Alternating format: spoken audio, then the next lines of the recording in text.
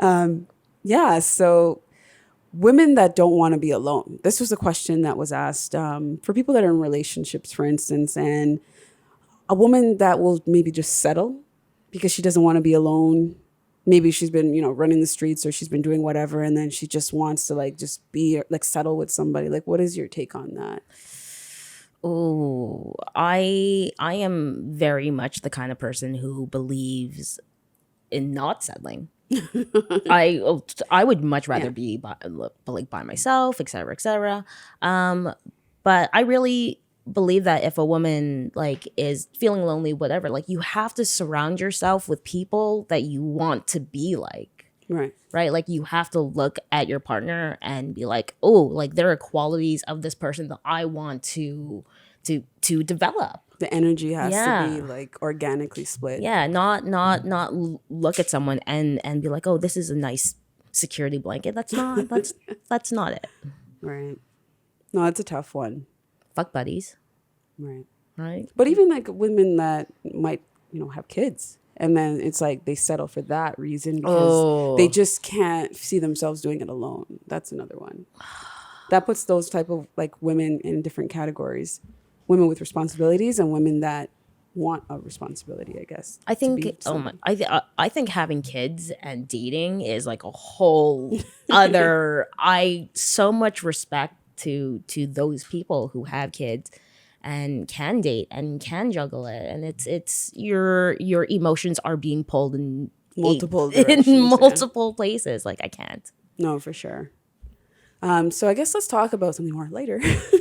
Twitch and let's talk about Twitch and camming. What do you prefer more?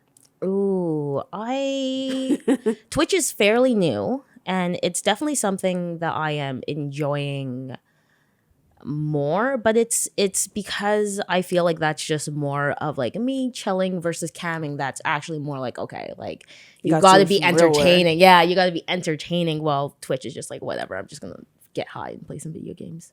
So you genuinely have a passion for video games. What games do you play mostly? I was actually gonna bring my VR. Oh, I should have. And I know. Props. So I play. I have a PC at home and I have that set up, and I'm actually playing through games I never got to play when I was younger because I was too busy working and being a sex worker. Being successful. Yeah. And now I'm actually sitting back and enjoying this. But now that live gaming has become such a huge thing, I actually feel that a lot of my fans are enjoying watching me on just a person-to-person basis, right? And I think right now, where you crave that connection with someone, I think streaming games now is bringing me closer to people than taking off my clothes was last year. So you kind of enjoy the Twitch.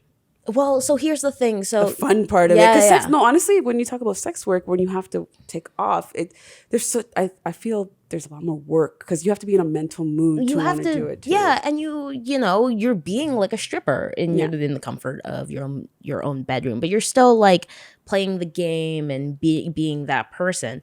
So Twitch is one aspect of very safe for work and clothes on and very proper, and my free cams, which is one of the sites that I cam on, is very much fucking yourself on cam, which is awesome, great, and a different energy you have to just bring to the table because you're So I have OnlyFans, which has live camming. So on OnlyFans is where I do both, where I do the gaming and so you can the bring your naked Twitchers gaming. over there. exactly. And it's and again, it's about putting your eggs in different places and seeing what grows and seeing what you like. I have been telling my friends for easily well over 2 years to start a fucking OnlyFans.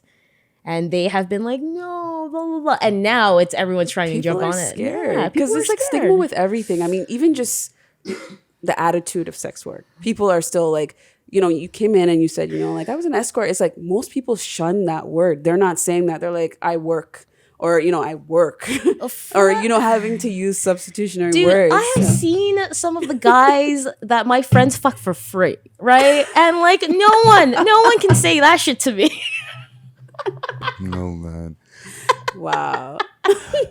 Let me ask you a quick question on OnlyFans. Yeah. And it's a question I've asked in other interviews that I've done. Is it how much I make? No. Oh, okay. I could ask that too.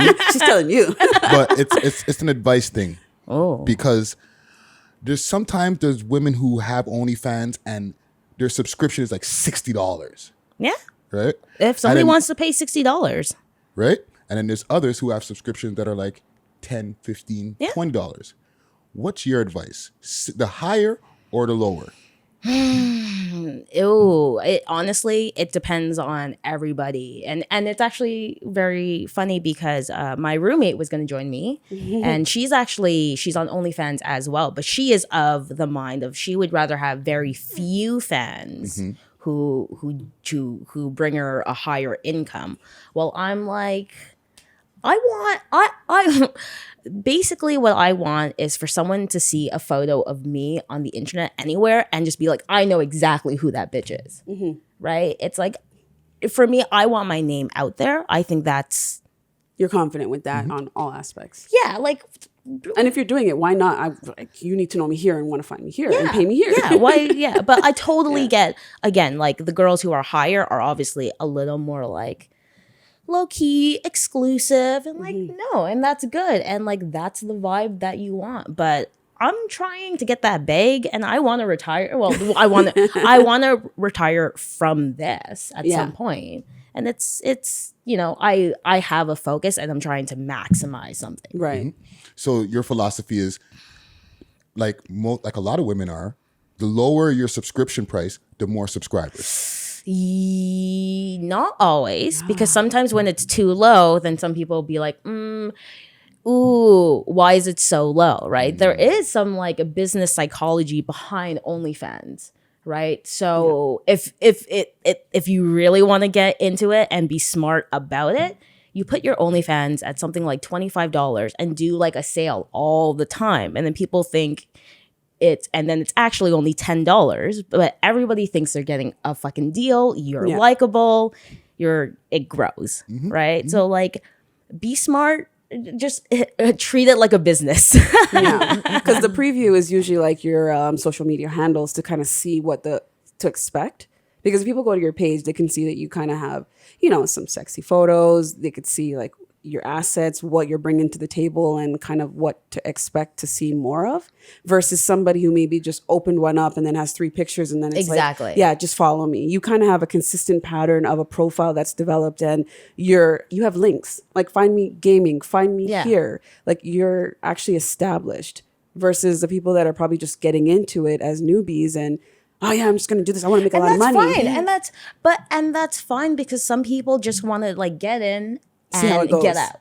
Yeah. Right. And that's fine. Right. But again, like before you start an OnlyFans, you really have to think about like what you want to do in the future. I will never work with kids. I will never you thought about this. Be any sort of like political, well, at least not here. Like there are so many things I can and cannot do. Yeah. Right. And it's like you really and even with OnlyFans, like what if those photos leak? Right. Yeah. That's why the price might go higher. So if somebody wants to do something. Exactly. But you know what? There are so many people who like hack them, and there's it's not 100% secure. And I am of the mind that if you're worried about people finding out, don't do it. But again, that comes from a very privileged side of me. Like I get it. Not everyone is so fortunate. Yeah. And then content's controllable, because it's not only sexually explicit content in OnlyFans. And like that's the thing too. It's like make yourself unique, right? Like you gotta be different, especially in this day and age. Yeah. Like you gotta be different. Yeah, because there's people that are personal trainers that have OnlyFans. There's people that do all kind of different things. So it's whatever floats your boat that you're gonna want to promote and try to make money off of, like a business, as you said. Would you make an OnlyFans? I've been asked, I've been begged, I've been told, I've been the most, because the thing about it is I had a website with a paywall.